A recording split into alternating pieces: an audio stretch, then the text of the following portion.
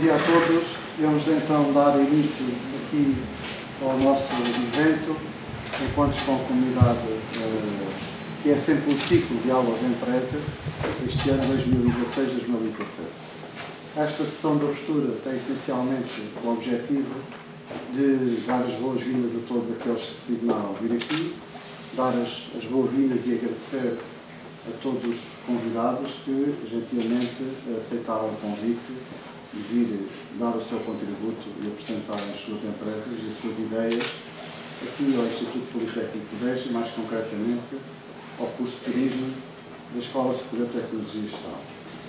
Eu estou aqui numa dupla função, enquanto coordenador de curso e organizador deste evento, e é nessa dupla função que vos dou as boas-vindas a todos.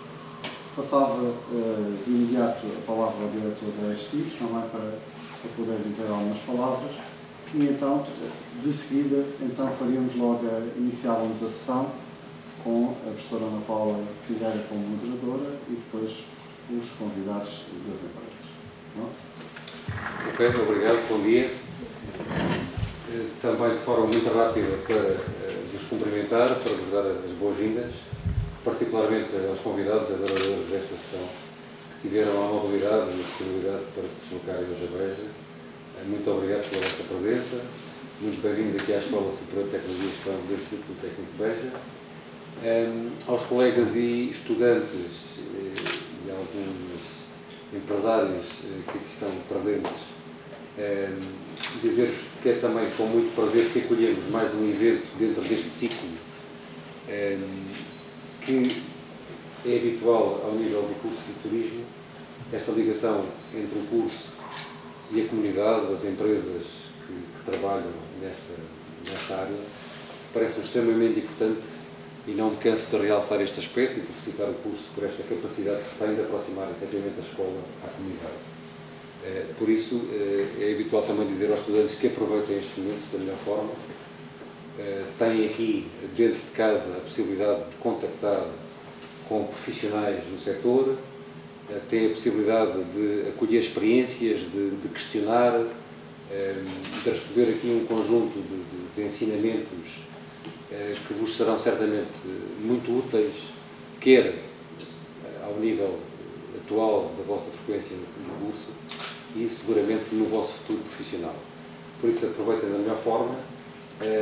Esta ligação que aqui se concretiza vai muito além da intenção e das palavras que, por vezes, utilizamos nestes contextos, que é preciso aproximar a escola, que é preciso reforçar esta ligação das empresas, dos empresários, dos futuros empregadores à comunidade académica, aos docentes, aos alunos. Isso por vezes fica um pouco pelas palavras, mas aqui no caso concreto do curso de Turismo da STIG, podemos afirmar que efetivamente isto é levado à prática e hoje aqui estamos perante mais um desses exemplos que vem já na sequência de muitos outros que são realizados neste âmbito.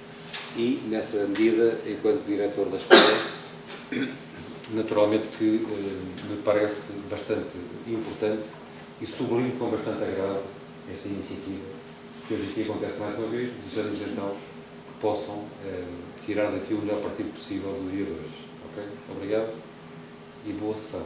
É um gosto estar convosco pela primeira vez e quero aproveitar a oportunidade para vos dizer que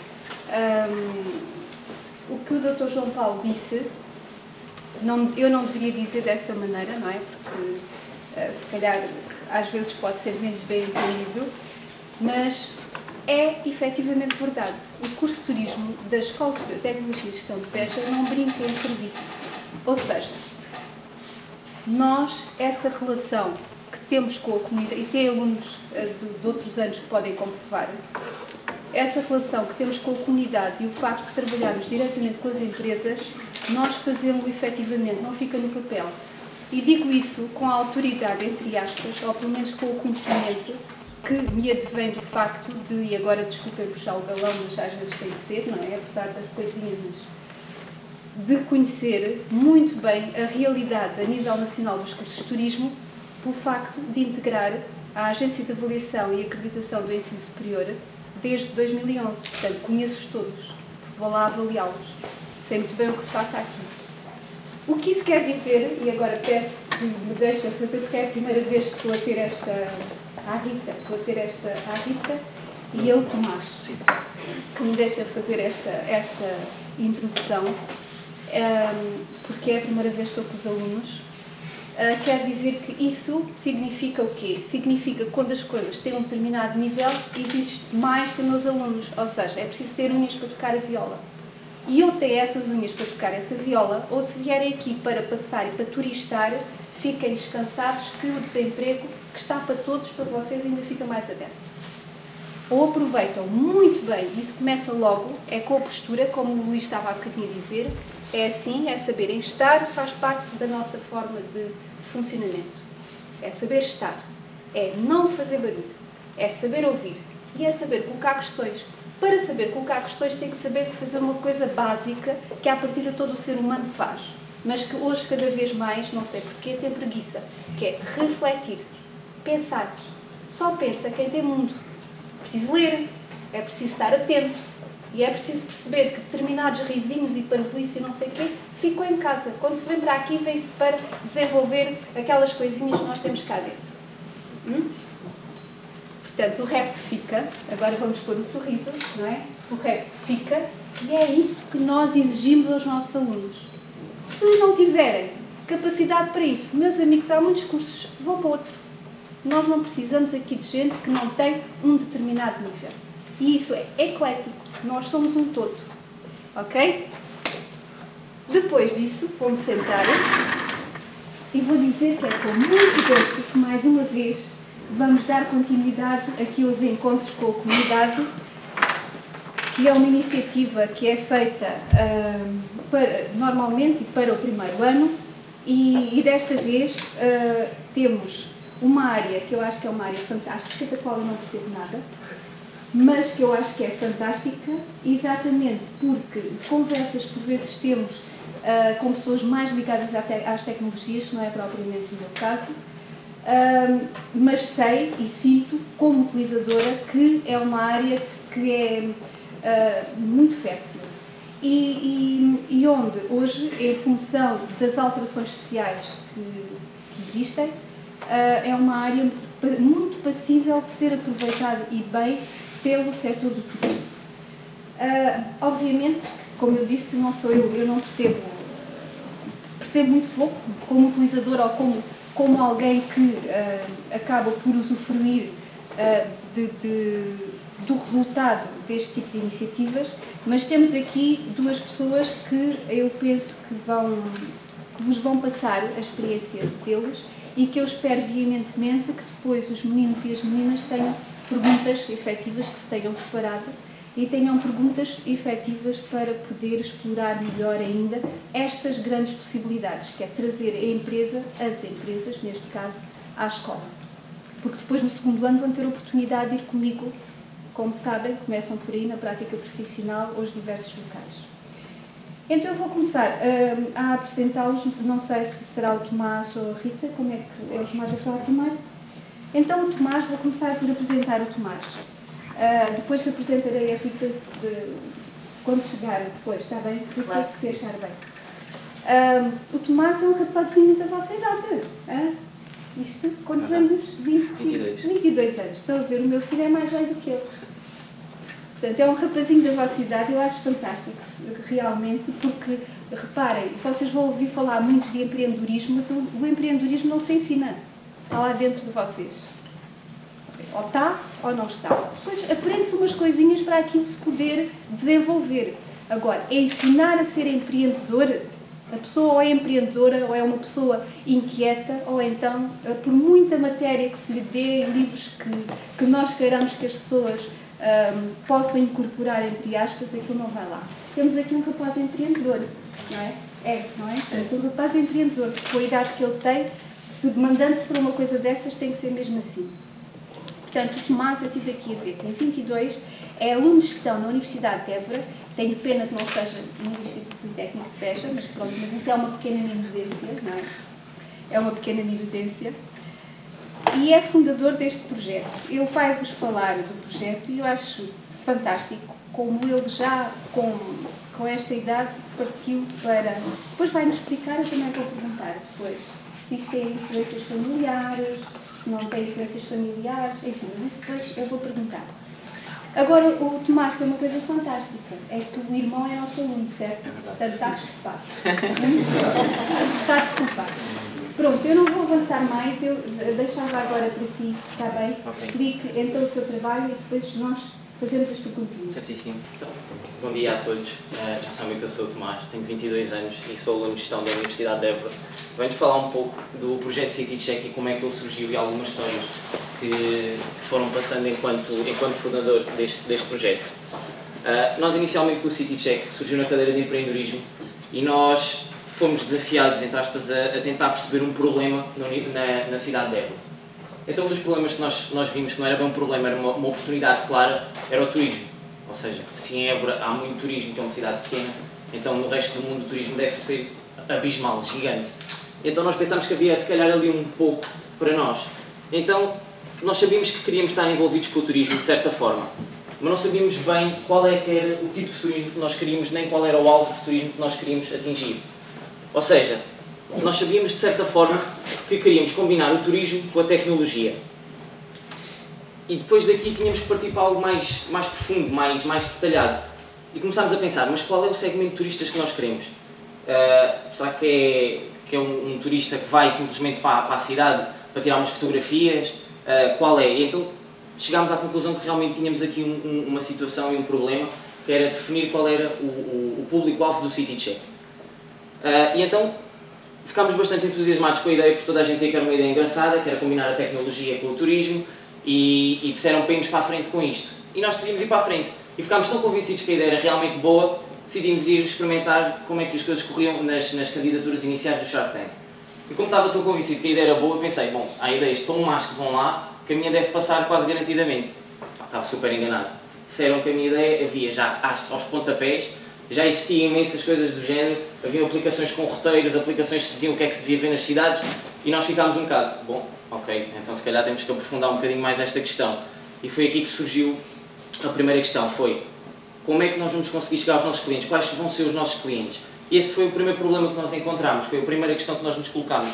E chegámos à conclusão que realmente havia um problema, que era com as famílias.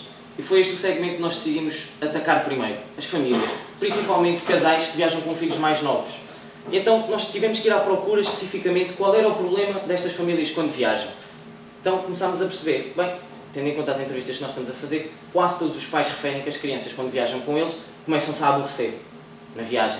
É normal, até eu, às vezes com idades mais velhas, que o nosso público-alvo é entre os 6 e os 12 anos, mais ou menos nas crianças, eu mais velho, quando ia com os meus pais visitar a cidade, chegava ali a um ponto que ver monumentos já estava ali a gostar um bocadinho. Então começámos a perceber que isto era realmente um problema, começava a haver o aborrecimento. E o aborrecimento é só o início do problema, depois passa para as birras. E é aqui que as coisas ficam complicadas para os pais, que é as crianças a dizer queremos ir embora, queremos ir embora, queremos ir embora. Então sabíamos que havia aqui uma clara ideia e uma clara identificação de qual era o problema. E foi dar a tecnologia para as crianças. Se vocês repararem, é rara a criança que tem um telemóvel, um smartphone ou um tablet, ou o que é que seja, e que esteja chateado. Normalmente está chateado quando lhe vamos tirar. Porque quando lhe damos, normalmente estão sempre contentes. Estão bastante animados e então nós pensámos, bem, então se calhar a nossa melhor solução é juntarmos o turismo com a gamificação. Ou seja, nós não vamos dar os telemóveis às crianças, vamos sim criar algo que os pais possam dar às crianças de forma a acompanhá-las enquanto visitam as cidades. E assim foi. Assim surgiu a ideia base e o conceito base do CityCheck. Isto é um exemplo de como pode vir a ser a aplicação, o design ainda está a ser desenvolvido, e a aplicação funciona de maneira muito fácil. Primeiro de tudo, nós decidimos que ia ser gratuito, porque se nós apostássemos numa aplicação paga, íamos perder imensa gente.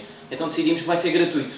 Descarregam a aplicação gratuitamente e têm apenas duas coisas para fazer. Selecionam o tempo que têm disponível para ver a cidade, porque por vezes as pessoas decidem que querem ver tudo e estão uma tarde só. Por exemplo, em Évora uma tarde não dá para ver tudo, não é?